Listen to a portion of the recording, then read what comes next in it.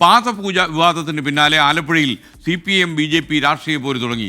പാദപൂജ നടന്ന നൂറിനാട് ഇടപ്പോൺ വിവേകാനന്ദ വിദ്യാപീഠത്തിന് മുന്നിൽ പ്രകോപന മുദ്രാവാക്യങ്ങളുമായി ഇരുവിഭാഗവും രംഗത്തെത്തി. സ്കൂളിലേക്ക് നാളെ മാർച്ച് നടത്തുമെന്ന് DYFIയും ASFും അറിയിച്ചു. അശ്വിൻ പാലാഴി വിവരങ്ങൾ നൽകും. ഗുഡ് മോർണിംഗ് അശ്വിൻ, പറയൂ.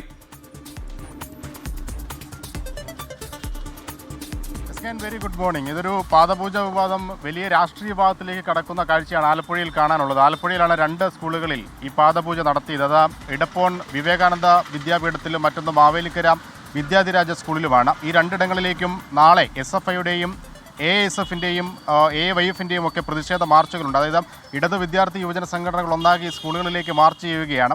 ഇതിനെതിരെയാണ് ഇപ്പോൾ BJP രംഗത്തെത്തിയിരിക്കുന്നത്. ഇന്നലെ ഒരു സമര മുന്നറിയിപ്പ് എന്നുള്ള നിലയിൽ വിവേകാനന്ദ സ്കൂളിലേക്ക് DYFയുടെ മാർച്ച് ഉണ്ടായിരുന്നു, നൈറ്റ് മാർച്ച് ഉണ്ടായിരുന്നു.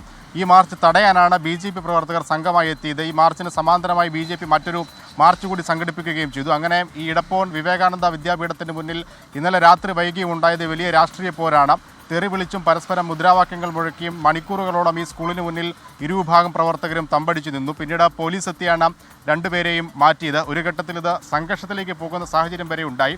എന്തായാലും നാളെയാണ് പ്രധാനപ്പെട്ട മാർച്ചുകൾ ഈ 2 സ്കൂളിലേക്കും നടക്കാനുള്ളത്.